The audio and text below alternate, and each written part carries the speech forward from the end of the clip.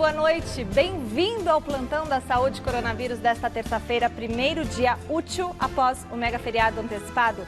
Hoje vamos falar ao vivo por Skype com o médico Bernardo Noia, que é cardiologista do Hospital do Coração, sobre a relação da Covid-19 com os infartos. Celso, boa noite. Boa noite, Michele. Boa noite para você que acompanha o Plantão da Saúde. E na bancada do Plantão da Saúde recebemos a médica Carolina Ferraz, que é endocrinologista da Sociedade Brasileira de Endocrinologia e Metabologia Regional de São Paulo, entre outras qualificações. Com ela, vamos tratar dos distúrbios endócrinos relacionados com o novo coronavírus. E ainda nesta edição, o prefeito Bruno Covas diz que a pandemia na capital paulista caminha para a estabilização. Mas a Organização Pan-Americana de Saúde faz previsão preocupante sobre mortes no Brasil.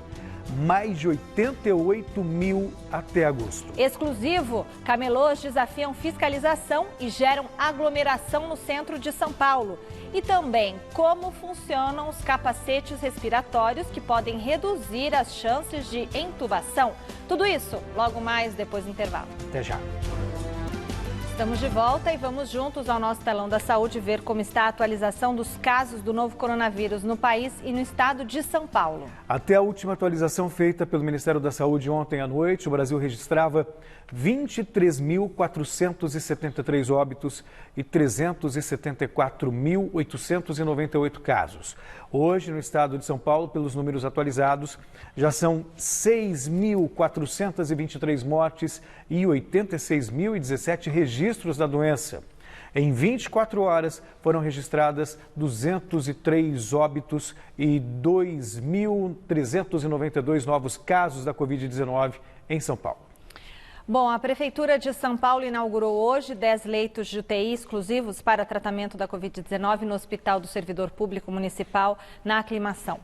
E o prefeito Bruno Covas fez uma avaliação positiva para a capital. Diz que a pandemia caminha para a estabilização. Vamos ver com o repórter Marcelo Bassege. Agora, a unidade hospitalar passa a contar com um total de 23 leitos de UTI, após uma reforma que custou R$1.140.000 para adaptar o que seria uma ala geriátrica. Após o período emergencial, o setor do HSPM voltará a ser destinado para a geriatria. Antes da pandemia, a cidade de São Paulo tinha 507 leitos de UTI à disposição. Mas, com o crescimento acelerado de casos do novo coronavírus, a Prefeitura adicionou outros 1.007 leitos de UTI exclusivos para tratamento da Covid-19. E, segundo as autoridades, esse esforço vem começando a surtir efeito. Com a ampliação da capacidade de atendimento, a implantação de medidas restritivas e o mega feriado, números indicam que a pandemia pode, enfim, estar se estabilizando em São Paulo. Amanhã nós vamos mostrar os números das últimas semanas aqui para a cidade de São Paulo. São números muito positivos, que já indicam, inclusive, uma estabilização da pandemia aqui na cidade de São Paulo. E essa ação que a Prefeitura desenvolveu e que depois foi complementada pelo governo do Estado e que a gente tem visto aí outras prefeituras também seguirem decretando o feriado municipal, também colaborou para aumentar o isolamento e segurar a curva aqui na cidade de São Paulo. Segundo dados da Secretaria de Saúde da cidade de São Paulo, a taxa de contaminação na capital, que já chegou a ser de 1,7, está em 1,1 atualmente. Ou seja, cada pessoa infectada pelo novo coronavírus pode transmitir para apenas uma outra pessoa. De acordo com o secretário de Saúde Edson Aparecido, o Ministério da Saúde já concedeu 350 habilitações de leitos de UTI à Prefeitura de São Paulo, enquanto o governo do estado irá entregar entre hoje e amanhã 300 novos respiradores. O repasse dos equipamentos por parte do governo do estado é essencial para os casos considerados mais graves. De acordo com dados divulgados pela prefeitura, a cada 10 pessoas infectadas pelo coronavírus que dão entrada nos hospitais municipais, 9 são salvas graças à estrutura disponível para tratamento. A Prefeitura de São Paulo também anunciou que a partir de sexta-feira será iniciada a testagem para coronavírus dos 90 mil profissionais que trabalham no Sistema Municipal de Saúde. Tido como grupo prioritário, médicos, enfermeiros, entre outros, farão o teste sorológico para saber se já entraram em contato com o vírus e, consequentemente, podem assim estar imunes a ele. Hoje a gente faz a testagem apenas para os funcionários que apresentam sintomas e a gente vai começar a testar para todos os 90 mil funcionários da área da saúde. O teste que vai ser feito é o teste sorológico, que é um teste importante, que ele mede exatamente a imunidade das pessoas. Isso é um passo importante que se dá junto a outras iniciativas que o município já fez de testagem em alguns grupos da cidade e nos pacientes que têm sintomas agravados na rede hospitalar e também aqueles pacientes com sintomas leves e moderados que procuram a rede de atenção básica da cidade.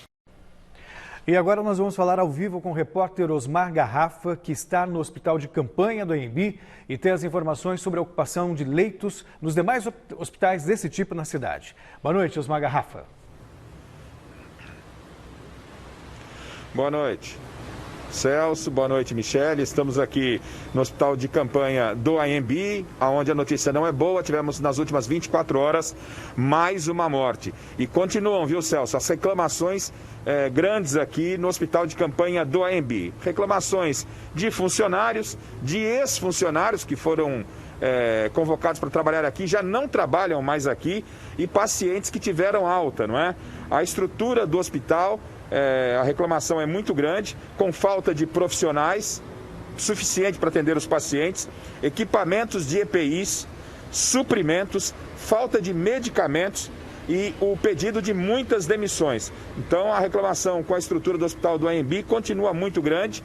Com a morte confirmada nas últimas 24 horas, já se somam 24 mortes aqui no hospital de campanha do AMB. Continua naquela média de uma morte a cada 2 dias. A Secretaria de Saúde, Celso, ela acabou não confirmando essas denúncias, ela desconhece esse tipo de informação que continua circulando em redes sociais e com pessoas que a gente conversa aqui na porta do hospital. Lembrando que esse hospital, ele é administrado pela IABAS, que presta serviço à Secretaria Municipal de Saúde. Aliás, por falar em IABAS, a Polícia Federal hoje iniciou uma operação no Rio de Janeiro e São Paulo que tem como alvo o IAPAS, justamente o IAPAS, né? Que é a organização que administra aqui o hospital de campanha do AMB, e também havia feito um acordo com a Prefeitura do Rio de Janeiro para 7 hospitais de campanha na capital carioca. Na verdade, o que acabou acontecendo foi o seguinte: apenas o hospital do Maracanã foi entregue no Rio de Janeiro, mas ainda sem uma condição de capacidade a 100%,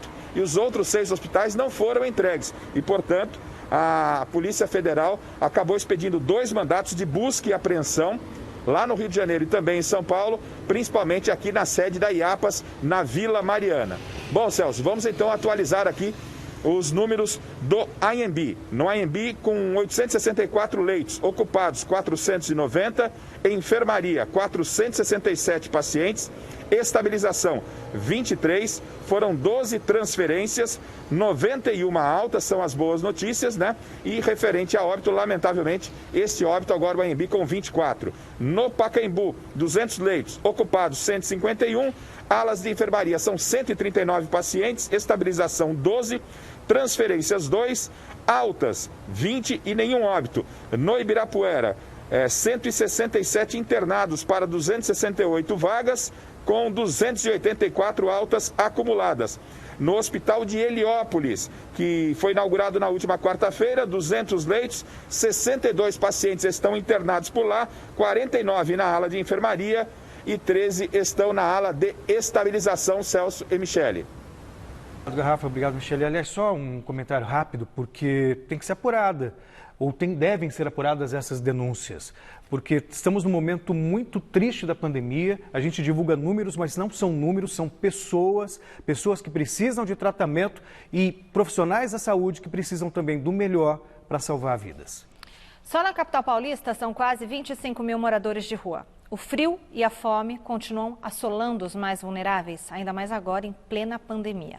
O repórter Luciano Penteado acompanhou a iniciativa do Mesa Solidária, grupo de voluntários que distribui alimentos nas ruas. Acompanhe. A entrega das refeições acontece aqui no Largo São Francisco, no centro de São Paulo, que já virou um ponto conhecido de concentração de moradores em situação de rua e também um local conhecido de entrega desses alimentos. Voluntários, com apoio dos frades franciscanos, organizam a fila dos moradores que aparecem aos montes para poderem ganhar um prato de comida. E eles chegam cedo, às 10h30 da manhã já tem gente para a entrega que acontece por volta do meio-dia. Várias entidades participam da campanha, todas com o mesmo objetivo, ajudar quem precisa. Quem comanda um dos projetos envolvidos, o Mesa Solidária, é o chefe Vico, dono de um buffet na capital. O preparo dos alimentos, tudo fruto de doação, começa na cozinha dele às 5h30 da manhã. No cardápio de hoje, arroz, feijão, carne moída e vegetais. As entregas acontecem há 1 ano, mas foram intensificadas por causa da pandemia de Covid-19. Pessoas que já vivem em situação de vulnerabilidade acabam necessitando ainda mais de doações nessa época, já que os restaurantes estão fechados e menos gente tem circulado pelo centro. Você sabe que no centro você vai observar que tem famílias que você vê que não é morador de rua, mas que perdeu a fonte de renda. Ou aquele imigrante paraguaio, por exemplo, que a gente atende, um grupo de imigrantes paraguaios que trabalhava em confecção, a confecção fechou. De alguma forma, a gente salva a vida, entendeu? E eu digo que não somos a gente nós, todos nós. Aquela pessoa que depositou R$10, aquela pessoa que trouxe 1 quilo de arroz aqui na porta da cozinha, assim como aquele que está lá na ponta, na favela, lá no Vista Alegre, entregando a marmita, está salvando vida, de alguma forma. Exclusivo, equipe do Plantão da Saúde flagra ação de ambulantes ilegais em plena pandemia nas regiões do Brás e na 25 de março em São Paulo. Nas imagens é possível ver a aglomeração de pessoas, algumas até sem máscara. E o pior, essa não é a primeira vez que denunciamos a situação. Veja com o Guilherme Camarda. A terça-feira, após um longo período de folga na capital, amanheceu assim no centro de São Paulo, cheia de ambulantes vendendo desde roupas, capinhas de celular, pendrives, até aparelhos novos de telefone. Nossa equipe passou a manhã percorrendo os locais, que em épocas como o Natal costumam receber por volta de 1 milhão de pessoas por dia. Porém, com a pandemia do novo coronavírus, boa parte dos comércios deveria estar fechado. A primeira parada foi na Rua Voltier, região do Brás, e o comércio ilegal acontecia livremente. Aglomeração muito grande, com os ambulantes próximos uns dos outros, sem preocupação com o distanciamento social e muitos sem usar máscaras. Pergunto para um estrangeiro se vende acessórios para celular. Ele me fala que naquele local eu só encontraria roupas. Você tem película de celular, não? Não, aqui não tem. Não tem?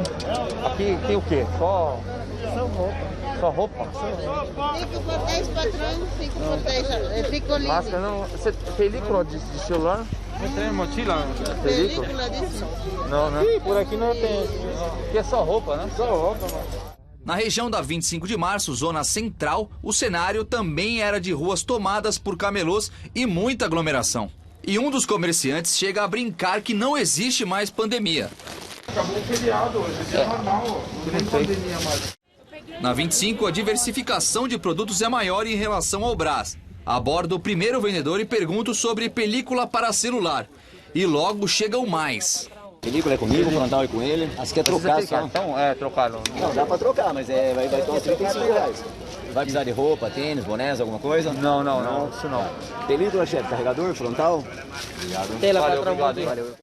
A impressão que se tem andando pelas ruas do centro é que os ambulantes não estão sofrendo com a fiscalização, que normalmente fica bem próxima dos vendedores. Mas o que chama mais atenção é a sujeira deixada nas ruas. Em todos os lugares que passamos, região da 25 de março, Brás, Galeria Pajé e Mercadão, os frequentadores jogam todo tipo de sujeira diretamente na rua, apesar da existência de lixeiras nas proximidades. E essa não é a primeira vez que o Plantão da Saúde flagra situações como essa desde o início da pandemia. No começo do mês, nós também acompanhamos a ação de ambulantes dos mesmos pontos da região da 25 de março. Lembrando que os comércios que têm autorização para o funcionamento são hospitais, clínicas, farmácias e clínicas odontológicas, transporte público, transportadoras e armazéns, empresas de telemarketing, pet shops, deliveries, supermercados, mercados e padarias, limpeza pública e postos de combustível. Em nota ao plantão da saúde, a Prefeitura de São Paulo nos informou que cerca de 2.000 agentes têm trabalhado na conscientização de ambulantes e comerciantes e que a fiscalização acontece nas 32 subprefeituras, alcançando todas as regiões da cidade, incluindo ações diárias na 25 de março e no Brás, Celso. E lembrando que a Prefeitura lançou um serviço para denunciar os comércios não essenciais que estiverem abertos. As reclamações são recebidas pelo telefone 156. Os locais que descumprirem o decreto estão sujeitos à interdição, multas e até a cassação do alvará. E no caso dos ambulantes legais, do tempo de permissão de uso. Curioso que a gente mostra as pessoas trabalhando, mas fiscais a gente nunca vê. Não, nem a nossa reportagem não flagrou, nem na outra vez e nem nessa vez não conseguiu ver ninguém da fiscalização presente nesses locais. E após a América do Sul se tornar um novo epicentro da doença, a Diretoria-Geral da Organização Pan-Americana de Saúde, a OPAS, braço da OMS nas Américas, fez uma previsão preocupante sobre o número de mortes no Brasil. Seriam mais de 88 mil até o dia 4 de agosto. Vamos ver com Osmar Garrafa. Segundo Carissa Etienne, diretora-geral da Organização Pan-Americana de Saúde, a entidade prevê a morte de 88.300 pessoas no país até o início de agosto. A total of 88,300 deaths are projected. Na visão da diretora-geral, além da curva crescente de casos e mortes, as preocupações são ainda com a transmissão comunitária e com as fronteiras vulneráveis à imigração. No discurso, no qual fez preocupante afirmação sobre as mortes em território brasileiro, Carissa Etienne defendeu que este ainda não é o momento para relaxar o isolamento social no país. A organização também chamou a atenção para o fato do Brasil ainda realizar poucos testes para detectar a Covid-19. E a OMS voltou a manifestar preocupação com a liberação da cloroquina e da hidroxicloroquina pelo Sistema Único de Saúde para o tratamento de casos leves da doença. Ontem, a OMS anunciou a suspensão dos testes com a substância depois de um estudo publicado na sexta-feira apontar que não há eficácia dela contra a doença e ainda detectar risco de arritmia cardíaca nos pacientes que a utilizaram. O Instituto para Métricas de Saúde e Avaliação, ligado à Universidade de Washington, nos Estados Unidos, faz projeções ainda mais pessimistas. Segundo a instituição, o número de mortes por Covid-19 no Brasil pode passar de 125 mil no começo de agosto. Christopher Murray, diretor do Instituto, disse hoje que o Brasil deve seguir os exemplos de Wuhan, na China, e o da Itália, Espanha e Nova York, e impor ordens e medidas para tomar controle da pandemia. Sem o endurecimento da quarentena, o volume de mortes deve seguir em alta até o meio de julho e haverá falta de infraestrutura hospitalar. Foi realizada hoje no Rio de Janeiro a Operação Placebo contra o governador Wilson Witzel, do PSC, e outros alvos acusados de envolvimento em supostos desvios na área da saúde. Vamos ao vivo falar com a repórter Sabrina Pires, que tem mais informações sobre a operação. Boa noite, Sabrina. Michele, Celso, boa noite a todos. Olha, segundo essas investigações do Ministério Público Federal do Rio de Janeiro e dados repassados ao Tribunal Superior de Justiça, Wilson Witzel, governador do Rio de Janeiro, era o comandante desse grupo que superfaturava e mudava o orçamento de tudo dentro de hospitais de campanha, inclusive de caixa d'água. Segundo a investigação, Wilson Witzel ele comandava essas ações com a ajuda da esposa, Helena Witzel, e também do ex-secretário de Saúde do Estado, Edmar Santos. E ainda tinha a participação de outras pessoas de dentro do governo e da organização social contratada para cuidar dos hospitais de campanha do Rio. A previsão orçamentária para gastar com esses hospitais em 6 meses é de 835 milhões de reais. E, de acordo com a acusação, parte desse dinheiro iria para esse grupo que superfaturava os contratos. Hoje, essa operação chamada Placebo, foram 15 equipes da Polícia Federal, não só no Rio de Janeiro, mas aqui em São Paulo, em diferentes endereços, mas inclusive no Palácio das Laranjeiras, onde vive o governador Wilson Witzel. Eles levaram computadores e também vários papéis, mas o governador, à tarde, fez um pronunciamento, falou com os jornalistas e antes também tinha feito uma nota falando sobre o caso. Ele negou o tempo todo que tivesse qualquer relação com grupos de desvio de recursos para tratamento de pessoas, de pacientes com a Covid-19. Ele também falou que estranhou bastante deputados bolsonaristas terem colocado nas redes sociais, terem falado antecipadamente que haveria uma ação da Polícia Federal contra ele e que essa, segundo palavras do governador, é uma prova da interferência do presidente Jair Bolsonaro. Witzel agora é um desafeto de Bolsonaro e também é um possível concorrente nas eleições presidenciais de 2022. No pronunciamento, Wilson Witzel também falou que ele sofre perseguição política e falou que os outros governadores, também considerados inimigos de Bolsonaro, devem se preparar para esse tipo de ação. Voltamos ao estúdio. Obrigado, Sabrina. O secretário nacional de Vigilância em Saúde do Ministério da Saúde, o Anderson de Oliveira, deixou o cargo. A exoneração a pedido foi publicada no Diário Oficial da União de hoje. O Anderson havia chegado a pedir demissão no dia 15 de abril, mas teria ficado respeitando um pedido do então ministro da Saúde, Luiz Henrique Mandetta. A exemplo do ex-ministro, o agora ex-secretário defendia o isolamento social e a cautela em relação à cloroquina. É sabido hoje que a maior parte dos pacientes com a Covid-19 em estado grave precisam de respiradores. Só que, apesar de ser essencial para salvar vidas, os equipamentos ainda são caros, cerca de R$15 mil a unidade. E a maioria é fabricada na China. Pensando nisso, equipes brasileiras têm estudado formas alternativas para oferecer novo fôlego aos doentes. Eles desenvolveram uma espécie de capacete respiratório que não substitui o aparelho por completo, mas reduz as chances de intubação. Vamos saber como ele funciona na reportagem de José Paes. A possibilidade de não ser entubado em casos extremos do novo coronavírus começa a ganhar forma.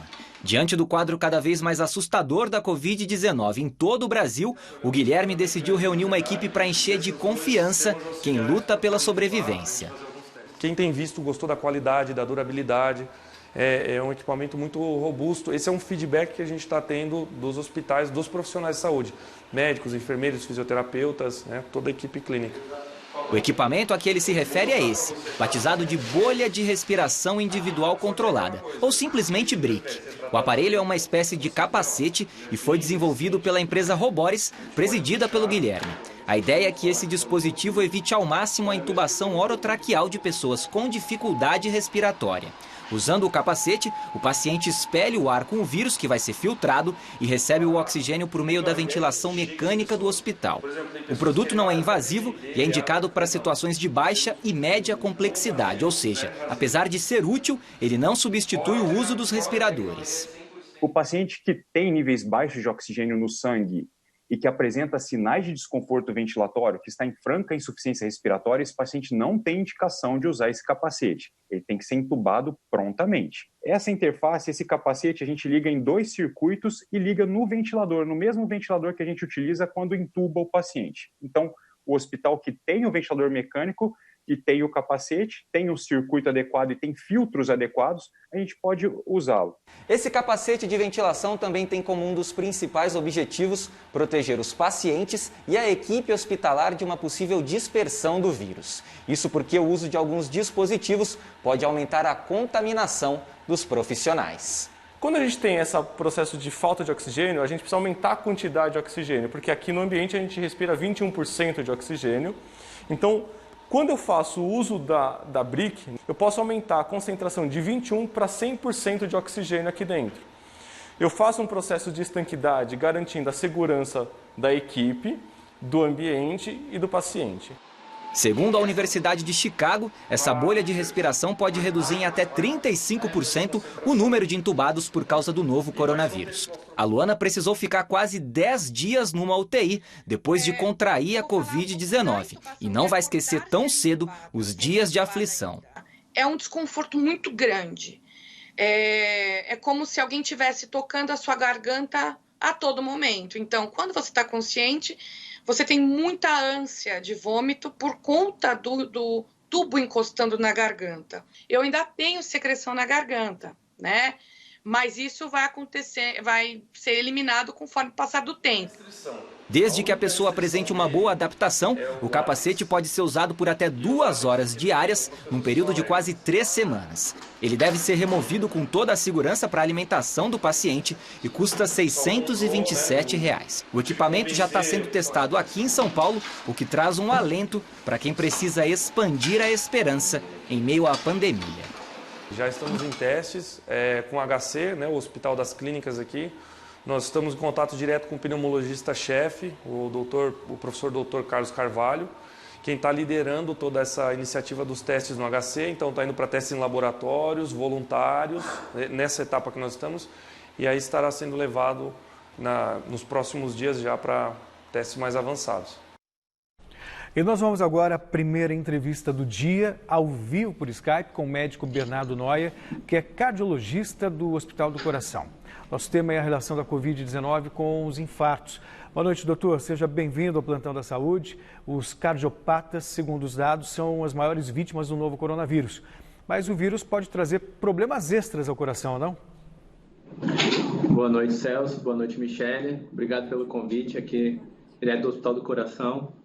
Realmente, os pacientes cardiopatas, eles têm um sofrimento um pouco maior pela essa pandemia do Covid, considerando que eles são grupos de maior fator de risco. Não necessariamente eles têm maior probabilidade de adquirir a doença, mas eles têm maior probabilidade de evoluir mal relacionado a ela. E isso se dá, muitas vezes, por um desequilíbrio que se toma na doença de base deles. Ele se mantém equilibrado, apesar de um grau de inflamação, e com a presença do vírus. Isso acaba inflamando mais o corpo e descompensando já doenças que o paciente tem pré-existentes, como hipertensão, diabetes, insuficiência cardíaca ou infarto prévio. Doutor, boa noite. Quando o senhor fala cardiopatas, então, por exemplo, são pessoas, para traduzir para a linguagem popular, né, para quem está nos assistindo, então, por exemplo, a pessoa, claro, se a pessoa já fez alguma cirurgia do coração, com certeza. Mas, por exemplo, a pessoa tem um prolapso da válvula mitral, se a pessoa tem a arritmia, que tipo de probleminhas no coração a pessoa tem que a pessoa precisa falar, nossa, eu realmente tenho que tomar cuidado. E, por exemplo, colesterol alto é algo que também entra nesse grupo que tem que ter cuidados em relação à Covid-19?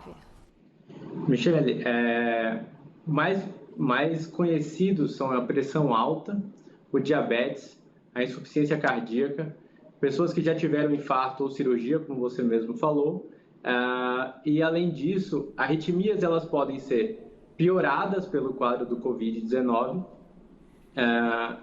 então não só ela é um fator predisponente em algumas pessoas, como ela pode piorar com a presença do vírus. Então, todas essas doenças, elas podem ser agravadas na presença do vírus. Uma coisa que é interessante a gente ver é que não necessariamente a pessoa cardiopata, ela vai evoluir mal. Algumas pessoas cardiopatas vão ter boa evolução com o quadro viral. Entretanto, outras pessoas que não têm doença cardíaca prévia, em alguns casos menos comuns, podem desenvolver doenças cardíacas durante a infecção pelo Covid-19. Isso pode acontecer em torno de 10% das pessoas, mais comumente como miocardite, infarto ou mesmo arritmia, como você mesmo falou.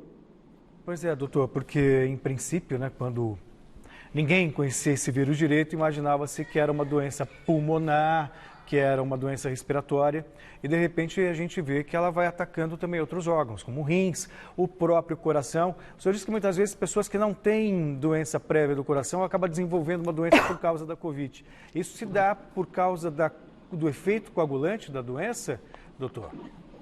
Essa doença ela parece ser bem mais complexa do que a gente supunha no início da pandemia, ou no início do seu aparecimento lá na China, quando se acreditava que ela era uma doença viral que tinha praticamente tropismo único pelo pulmão.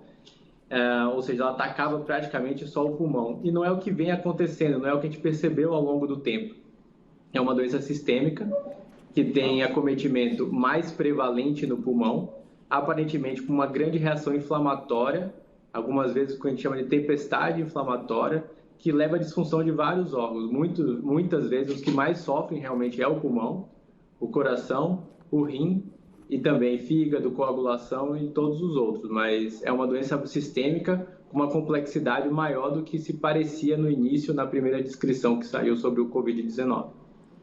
Doutor, quando a gente fala aqui, né, os cardiopatas têm que tomar um cuidado redobrado com o vírus, não é que eles têm mais facilidade para contrair o vírus, porque todo mundo está sujeito a contrair o vírus, mas é porque eles podem ter maiores complicações, né? Tem alguma coisa que as pessoas que têm alguma dessas questões que o senhor levantou aí, como diabetes, já foram operados do coração, o que eles podem fazer para ficar um pouco mais tranquilos? Porque as pessoas já têm problema do coração, estão ficando mais apavoradas ainda, né? Então, assim, quem não tem problema já está com medo. E quem tem alguma questão no coração está com mais medo ainda. O que o senhor pode falar para o nosso telespectador? Michele, por enquanto o que se tem são as orientações da OMS, do Ministério da Saúde, de se manter distanciamento social, com melhor qualidade de higiene pessoal, lavagem das mãos, higiene com álcool, uso de máscaras. Então, isso é o que o doente, portador de doença crônica, tem que fazer. Além disso, é muito importante que ele não abandone o seu tratamento. O que nós temos percebido mais recentemente, com o passar da pandemia e com a chegada nela do Brasil, é que as pessoas começaram a abandonar seus tratamentos crônicos, seus tratamentos de longo prazo. Diabéticos, hipertensos, pessoas com doença cardíaca em geral, insuficiência cardíaca, eles deixaram de procurar os seus médicos. E isso levou a um aumento muito importante, tanto de internações com pessoas... Na verdade, as pessoas começaram a chegar mais graves para ser internadas, as pessoas deixaram de fazer cirurgias, que algumas vezes eram precisas, com medo de sair de casa. Por exemplo, nos Estados Unidos foi publicado que houve um aumento do número de pessoas que infartaram ou que tiveram AVC em casa ou até foram a óbito em casa pela demora em procura do serviço de saúde. Então, é extremamente importante que, apesar do distanciamento social, apesar dessas medidas, também as pessoas não deixem de procurar os seus médicos e o seu serviço de saúde para manter o acompanhamento das doenças crônicas que já tem. E também, ao aparecer sintomas que o lembrem infarto, por exemplo, dor torácica, dor no peito, sintomas de insuficiência cardíaca, como falta de ar ou inchaço nos membros inferiores, que eles não deixem de procurar o serviço ao qual eles são acompanhados. E esses serviços precisam hoje se readaptar, se recriar. É importante que esses serviços criem alternativas para proteger o paciente que não é cardiopata. Aqui no hospital, por exemplo, nós criamos desde a entrada no pronto atendimento, onde já é separado dos grupos de quem tem suspeita de síndrome gripal, de quem não tem, e todo a nossa estrutura hospitalar, você tem unidades dedicadas a pessoas com síndrome gripal e unidades dedicadas a pessoas sem suspeita de síndrome gripal, para que todas estejam protegidas, tanto a equipe multidisciplinar, a equipe médica, fisioterapeutas, enfermeiros, como os pacientes que estão presentes e os familiares que vêm acompanhá-los.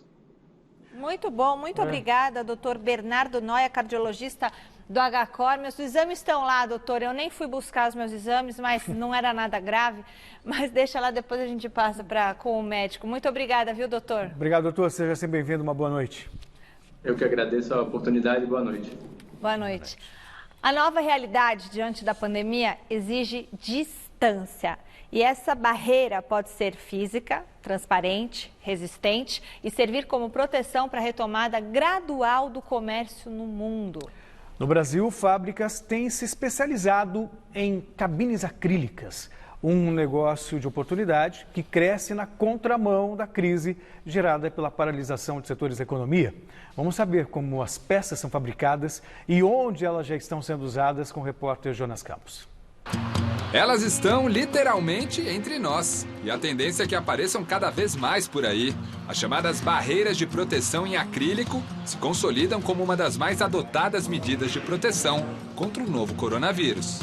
E além da máscara, ele protege caso tenha alguma transmissão, né, de saliva. Então já cria uma barreira a mais para a proteção de ambas as partes. Você se sente mais segura? Sim, eu me sinto mais segura em questão de proteção, tanto para nós funcionários quanto para o cliente. Essa empresa, que trabalha com a produção e a venda de produtos feitos de acrílico, vai na contramão da crise econômica que vem afetando diferentes setores durante a pandemia. A solicitação por projetos de barreira, proteção de segurança em acrílico aumentou bastante, que levou o nosso faturamento para esse número, em termos de percentual, numa média aí de 60% a 75%. Atualmente, eles vendem cerca de 3.000 protetores faciais por semana, por um valor que varia de R$ 12 a R$ 24 de acordo com o pacote. As barreiras de proteção em acrílico saem por R$ 280 a unidade. Mais de 15 peças como essa são vendidas por dia. Não à toa, o processo produtivo é rápido, dura aproximadamente 5 minutos e se resume a 3 etapas. O corte feito nessa máquina,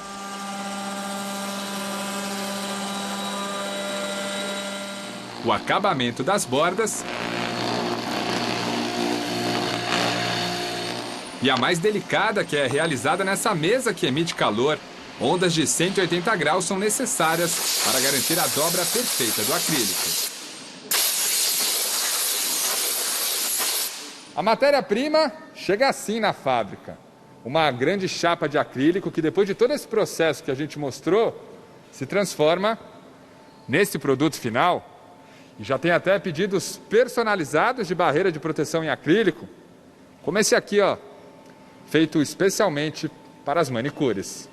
O setor de manicure, o pessoal está voltando a trabalhar, fazer alguns atendimentos e tem buscado muita segurança. E as barreiras de acrílico personalizadas, um pouquinho menor, né, para o setor de manicure, também nós estamos produzindo e estamos com uma demanda bem legal. Essa empresa, que atua em todo o Brasil com locação de móveis para eventos e escritório, também encontrou no acrílico a solução para superar a crise. Nós já trabalhávamos com esse tipo de produto, no entanto, ele era irrelevante em nosso faturamento, né? E nos últimos 2 meses, nós observamos uma queda abrupta no número de eventos e, consequentemente, um aumento, né, substancial na demanda por acrílicos em mobiliário de escritório. A nossa demanda por acrílicos de proteção, ela aumentou em mais ou menos 800%. Na medicina, o acrílico ganhou mais força com a chegada do novo coronavírus. Mas fora da área da saúde, não existe uma recomendação formal sobre o uso desse material. No entanto, nunca é demais garantir uma boa limpeza e o distanciamento preventivo. O ideal é que seja higienizado a cada nova pessoa que vai ter contato. Porque senão também não adianta. Você imagina, você coloca uma caixa de acrílico, alguém tosse na mão ali, encosta no acrílico, a próxima pessoa que entra está cheia de acrílico contaminado ali. Ainda que o vírus fique pouco tempo, pode chegar 1 dia, 2 dias nesses materiais. Em tempos de ausência de contato físico e de calor humano, mais uma barreira ganha força. Muito bem, e agora nós recebemos aqui na bancada do Plantão da Saúde para a nossa segunda entrevista do dia, a médica doutora Carolina Ferraz, que é endocrinologista da Sociedade Brasileira de Endocrinologia e Metabologia Regional de São Paulo. Ela também é professora e pesquisadora da Faculdade de Ciências Médicas da Santa Casa de São Paulo, com doutorado, olha isso, gente, pela Universidade de Dresden, na Alemanha. Ela defendeu a tese dela de doutorado em alemão, na Alemanha. Sensacional. Doutora, muito obrigada pela sua presença aqui no Plantão da Saúde. Obrigada, Michele. Boa noite. Boa noite. Boa noite. Nós vamos tratar com a doutora sobre os distúrbios endócrinos relacionados à Covid-19. Então, seja bem-vinda aqui ao nosso programa. E a primeira pergunta que eu faço para a senhora, doutora, é a seguinte: como que faz para manter o peso durante a quarentena? Porque, veja, quem está tendo que trabalhar está acumulando serviço em casa, né? Está sem pessoas para ajudar em casa, está com filhos com aula online, está com o marido em casa e tal. Então você busca, às vezes, na comida o prazer, porque se também tem que ficar comendo só salada, você fica louca na quarentena. Então, doutora, como que a gente faz para encontrar esse equilíbrio? Porque, além de tudo, tem que ficar magra durante a quarentena, porque não pode largar a mão também e virar uma bola, não é? Exatamente, Michele. Então é o seguinte, durante a quarentena, o que a gente tem que pensar? A gente tem que pensar que a gente está em quarentena, é uma vida que continua, a gente não está de férias. Então, o fundamental é a gente estabelecer uma rotina. Então, tentar trazer para a nossa casa agora uma rotina normal. Então, tentar acordar, claro que a gente já teve aí 2 meses, já deu para dar uma ajustada na rotina. Tanto horário com as crianças, horário de alimentação, até o tipo de refeição. Então, assim, eu vejo muito o meu almoço. O meu almoço eu almoçava sempre na rua, buffet, então tinha uma variedade de salada, legumes. É mais então, fácil também. Muito mais fácil, assim. Você não cozinhar, você não ter que preparar, é muito mais fácil. Então, a gente tem que trazer isso para a nossa rotina e a gente aprender a adaptar isso daí de novo. Então, ter horário, principalmente quando a gente tem criança, acordar as crianças, que tem criança que está trocando agora dia pela noite. Nossa. Então, trazer isso para a rotina. E a mesma coisa em relação ao exercício físico. Então, a academia provavelmente vai ser uma das últimas agora que vão voltar, né?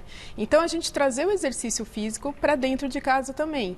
Então, se você não consegue fazer uma musculação, pelo menos caminha, tenta se movimentar em casa. A gente tem uma medida aí que mais ou menos uns 5.000 passos por dia, 6.000 passos por dia, seria o ideal. Então, hoje quase todos os relógios, até o celular, né, tem marcador de passos. Vamos ver se a gente consegue manter pelo menos isso, né, essa meta por dia, porque isso já te tira da inatividade física.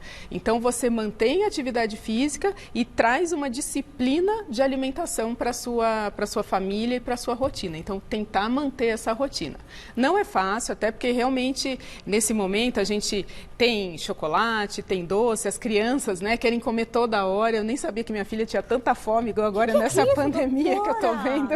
É desesperador. Então, agora é até um momento importante para a gente ensinar para as crianças o que tem que comer, que horas tem que comer, a importância do alimento. Então, agora é uma aula para as crianças de fato aprenderem. Então, a gente tem que trazer essa disciplina, rotina, mas não é fácil. Mas assim, escapar no final de semana, isso não tem problema, porque a gente precisa viver também, né? Agora, doutora, fazendo uma adaptação até na pergunta da Michele, porque na verdade a questão do peso, ela é preocupante não só agora na quarentena, Sim. mas para a vida. A gente vê muitas discussões, existem preconceitos com aqueles que estão acima do peso, mas ao mesmo tempo tem uma questão de saúde. E não por acaso a obesidade está aí entre os grupos de risco. Né? Queria que você, por favor, falasse da importância dessa manutenção do peso para qualquer cidadão em qualquer circunstância da vida. Ótimo. Então, a obesidade, eu acho que um ponto importante é a gente reconhecer que a obesidade é uma doença, né? A maioria das vezes a gente encara a obesidade como só, ele tem um excesso de peso, mas não é isso. De fato, é uma doença. Quando a gente recebeu os dados da China, da Itália, a gente via sempre, quem que são os grupos de risco? São os pacientes mais velhos, são pacientes cardiopatas, são aqueles pacientes com diabetes, e a obesidade não aparecia. Aí, de repente, a gente começou a ver que os jovens começaram a morrer mais. E por que será que esses jovens começaram a morrer mais?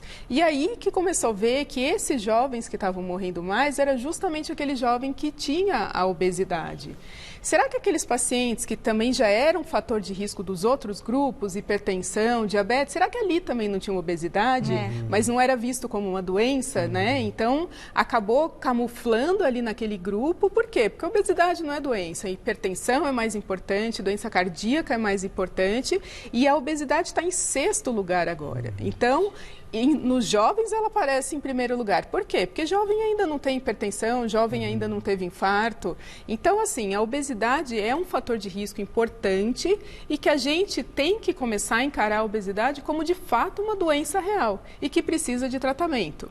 É bem diferente a gente encarar uma obesidade como perfil, como uma, assim, fora de forma, é uma imagem feia. Não é isso. É, de fato, saúde. E o paciente obeso, obeso, ele não precisa manter, emagrecer para chegar naquele padrão de beleza que a sociedade impôs. Não é isso. O paciente tem que perder peso, começar a ter uma vida mais menos sedentária, mais saudável, com uma alimentação mais natural. Isso sim vai trazer de fato essa obesidade saudável, o paciente que é obeso saudável. Então a obesidade, eu acho que nessa pandemia acabou se destacando muito justamente por isso, porque ela mostrou a cara agora, que ela de fato é uma doença e que a gente precisa tratar. Sabe o que eu acho? Parece que esse vírus, ele pega em cada pessoa o ponto fraco.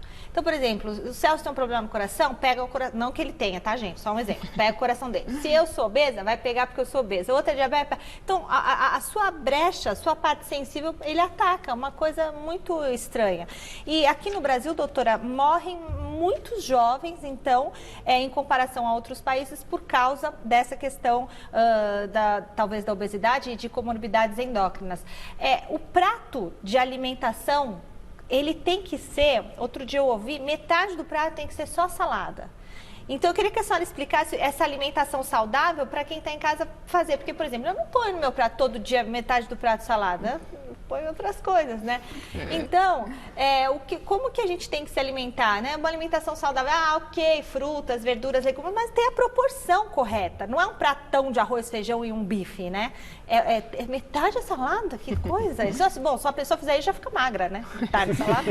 Então, o que a gente fala é que a pessoa tem que comer comida de verdade. Tá. Então, quanto mais comida de verdade, mais importante vai ser. E tem uma frase que é muito boa, que é desembale menos, né? Que você tem, quanto menos você desembalar, melhor é, e descasque mais. Então, quanto mais natural a gente comer, melhor vai ser. Tá. Então, essa ideia do prato, claro que, assim, se a gente for levar em consideração paciente com diabetes, tudo isso tem certas restrições. Mas para é mais personalizado. Mas para a população em geral, o que seria o ideal? A gente pega o prato, metade do prato, a gente vai colocar salada, legumes, pode misturar tudo. Pode colocar alface, pode colocar folhas bastantes, tomate. Não precisa ser... ter a feira inteira, porque é difícil, principalmente agora a gente em casa, tem que higienizar tudo, enfim. Então, assim, uma salada colorida, quanto mais colorida, melhor porque a ideia a gente sabe que cada um tem um tipo de vitamina diferente. Então, a gente preenche essa metade praticamente com essas saladas, esses legumes. A outra metade do prato, a gente divide de novo em dois, então a gente vai ficar com 2/4 ali. Tá.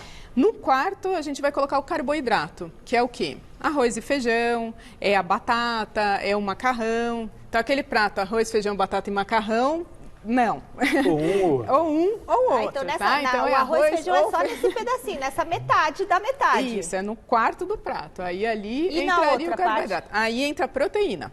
A carne. A carne, o frango, o ovo. E é verdade que o pedaço da carne é o pedaço da palma da mão? Isso, geralmente é isso. Um pedacinho assim seria a quantidade de proteína, mais ou menos, que a gente deveria... Pouquinho, hein, doutora? E daqui a pouco, doutora, a gente vai conversar também sobre... Falamos de diabetes, de obesidade, sobre tireoide. Quais os riscos, se existe risco ou não durante a pandemia. Mas isso é assunto para daqui a pouquinho, né? Vamos saber agora como que o novo coronavírus tem impactado o mundo do esporte com o nosso giro de notícias.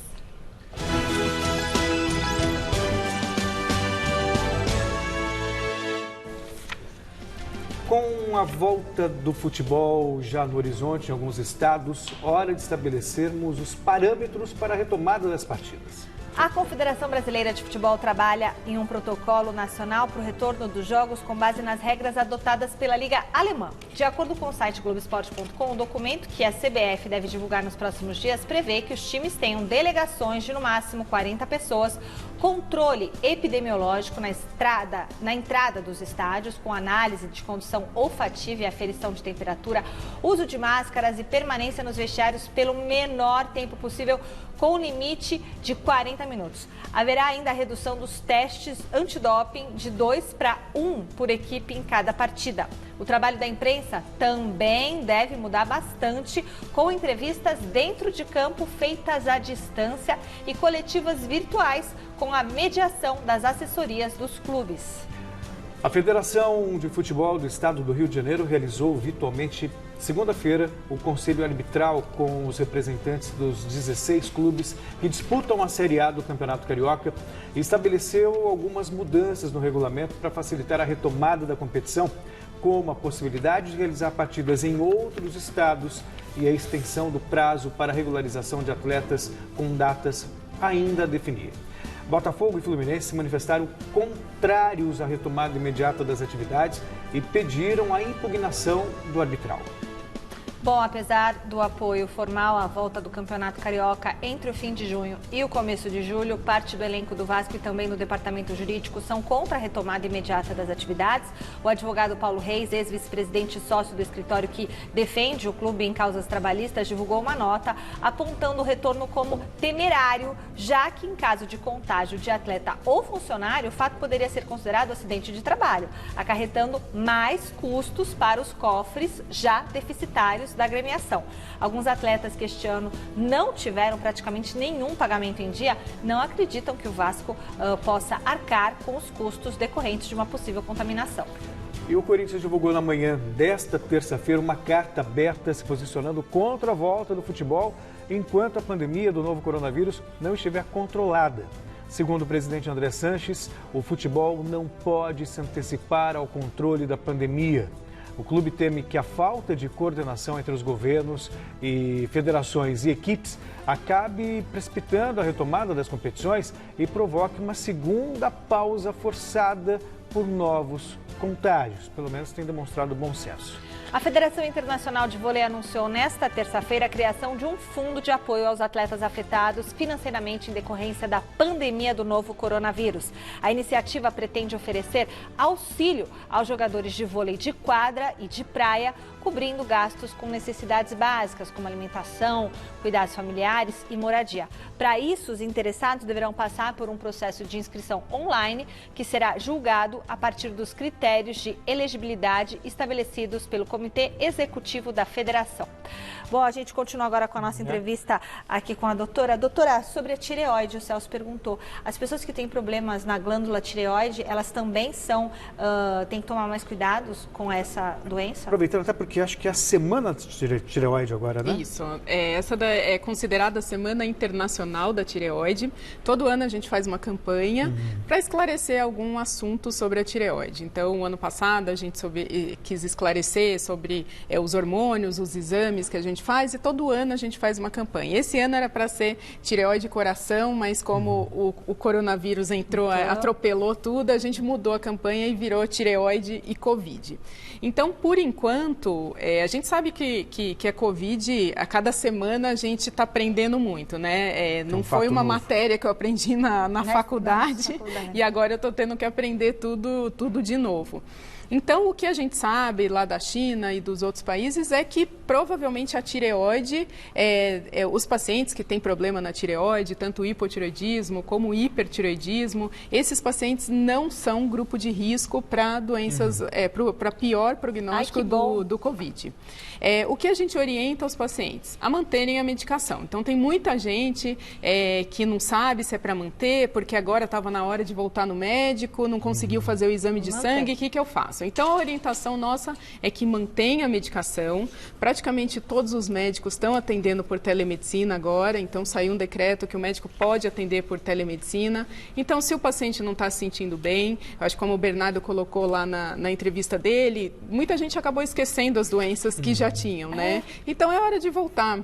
Aquele consultório que sempre estava cheio, de repente está vazio, onde foram parar os pacientes com problema na tireoide? Então, se tiver, entre em contato com o médico, a gente está atendendo por telemedicina. Então, a orientação é manter a medicação. E alguns pacientes, né, que iam fazer cirurgias agora, a gente está orientando também, talvez, entrar em contato com o médico para avaliar realmente a gravidade, se precisa mesmo ou não fazer essa cirurgia agora. O doutor Bernardo, ele destacou, né, a atenção que algumas pessoas devem ter por sinais de problemas no coração, porque elas estão com medo de ir aos hospitais e aos consultórios. No caso de quem tem problemas de endócrino, Quais são os cuidados? O que ele deve ter atenção num período de pandemia, quando ele está isolado e ele não pode deixar de ir no hospital? Quando ele não pode deixar de ir para o hospital? Os sinais, né? É isso. Então, assim, principalmente em relação à tireoide, ela produz os 2 hormônios, T3 e T4, que eles agem no corpo inteirinho. Então, é literalmente da unha do pé até o fio do cabelo. Eles agem em tudo, o batimento do coração, o funcionamento do intestino, e também estão ligados tanto com ansiedade como depressão. Então, se perceber alguma coisa fora do que estava sentindo antes, claro que é uma situação que está todo mundo um pouco mais ansioso, tem gente que está começando a desenvolver uma depressão, então entre em contato com o médico, porque isso pode ser um sinal. Então, queda de cabelo, um ganho de peso assim, que está fora saiu da rotina, não está comia mais ou menos o que comia antes, ou uma perda de peso importante, isso são sinais que levam a pensar que poderia ser alguma coisa da tireoide. Em relação ao diabetes, também é importante lembrar que os pacientes têm que manter um controle. Um diabetes descompensado, a gente já sabe que o diabetes já é um grupo de risco. Um diabetes descompensado é mais ainda.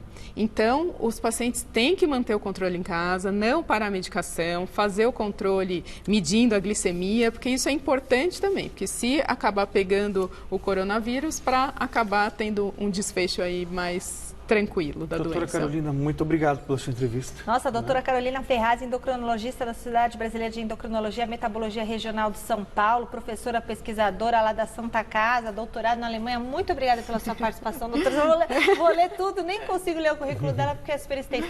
Muito obrigada. Quero conversar mais com a doutora aqui nos bastidores.